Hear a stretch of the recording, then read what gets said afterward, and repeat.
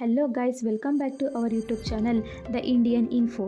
February 1ರಿಂದ ಈ UPI ವಹಿವಾಟುಗಳಿಗೆ ಅವಕಾಶ ಇಲ್ಲ. ನಿಮ್ಮಲ್ಲಿ ಈ PSPಗಳಿವೆಯಾ? ಪರಿಶೀಲಿಸಿ. ಫೆಬ್ರವರಿ 1ರಿಂದ ಈ UPI ವಹಿವಾಟು ನಿಯಮಗಳಲ್ಲಿ ಕೆಲ ಬದಲಾವಣೆ ಬರಲಿದೆ. UPI ಟ್ರಾನ್ಸಾಕ್ಷನ್ ಐಡಿಯಲ್ಲಿ ಸ್ಪೆಷಲ್ ಕ್ಯಾರೆಕ್ಟರ್ಗಳಿದ್ದರೆ ಅಂಥವುದಕ್ಕೆ ಅವಕಾಶ ಇರುವುದಿಲ್ಲ.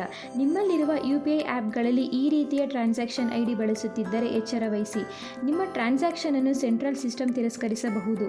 UPI ಟ್ರಾನ್ಸಾಕ್ಷನ್ ID ನೀಡುವ ಪ್ರಕ್ರಿಯೆಯನ್ನು ಬದ್ಧಗೊಳಿಸುವ ನಿಟ್ಟಿನಲ್ಲಿ ನ್ಯಾಷನಲ್ ಪೇಮೆಂಟ್ ಕಾರ್ಪೊರೇಷನ್ NPC ಈ ಕ್ರಮ ತೆಗೆದುಕೊಳ್ಳುತ್ತಿದೆ. NPC ಹೊರಡಿಸಿರುವ ನಿರ್ದೇಶನಗಳ ಪ್ರಕಾರ UPI ಆಪರೇಟರ್ಗಳು ಯಾವುದೇ ವಹಿವಾಟುವಿನಲ್ಲಿ ಜನರೇಟ್ ಮಾಡುವ ಟ್ರಾನ್ಸಾಕ್ಷನ್ ಐಡಿಯಲ್ಲಿ ಆಲ್ಫಾ ನ್ಯೂಮರಿಕ್ ಕ್ಯಾರೆಕ್ಟರ್ಗಳು ಮಾತ್ರ ಇರಬೇಕು. ಅಂದರೆ ಅಂಕಿ ಮತ್ತು ಅಕ್ಷರಗಳ ಸಂಯೋಜನೆ ಮಾತ್ರವೇ ಇರಬೇಕು. ಸ್ಟಾರ್, ಅಂಡರ್ಸ್ಕೋರ್, ಹೈಫೈ ಇತ್ಯಾದಿ ಬೇರೆ ವಿಶೇಷ ಕ್ಯಾರೆಕ್ಟರ್ಗಳಿರಬಾರದು ಎಂದು ತಿಳಿಸಲಾಗಿದೆ.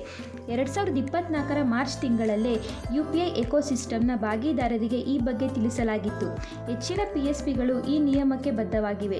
ಕೆಲವೇ PSPಗಳು ಮಾತ್ರ ಈಗಲೂ ಟ್ರಾನ್ಸಾಕ್ಷನ್ ಐಡಿಯಲ್ಲಿ ಸ್ಪೆಷಲ್ ಕ್ಯಾರೆಕ್ಟರ್ ಬಳಸುತ್ತಿರುವುದು ಗೊತ್ತಾಗಿದೆ. ಈ ಹಿನ್ನೆಲೆಯಲ್ಲಿ ಸ್ಪೆಷಲ್ ಕ್ಯಾರೆಕ್ಟರ್ ಇರುವ ಟ್ರಾನ್ಸಾಕ್ಷನ್ ID ಜನರೇಟ್ ಆದರೆ ಅಂಥ ಪೇಮೆಂಟನ್ನು ತಿರಸ್ಕರಿಸಲು ನಿರ್ಧರಿಸಲಾಗಿದೆ. ಫೆಬ್ರವರಿ 1ರಿಂದ ಈ ನಿಯಮ ಜಾರಿಗೆ ಬರಲಿದೆ. ಇಲ್ಲಿ PSP ಎಂದರೆ ಪೇಮೆಂಟ್ ಸರ್ವಿಸ್ ಪ್ರೊವೈಡರ್. ಅಂದರೆ ಬ್ಯಾಂಕುಗಳು ಇಲ್ಲಿ PSPಗಳು 600ಕ್ಕೂ ಹೆಚ್ಚು PSPಗಳು UPIನಲ್ಲಿವೆ. ನೀವು UPI ಆ್ಯಪ್ ಮೂಲಕ ಹಣ ವಹಿವಾಟು ಮಾಡುವಾಗ PSP ಮೂಲಕ ಇದು ನಡೆಯುತ್ತದೆ.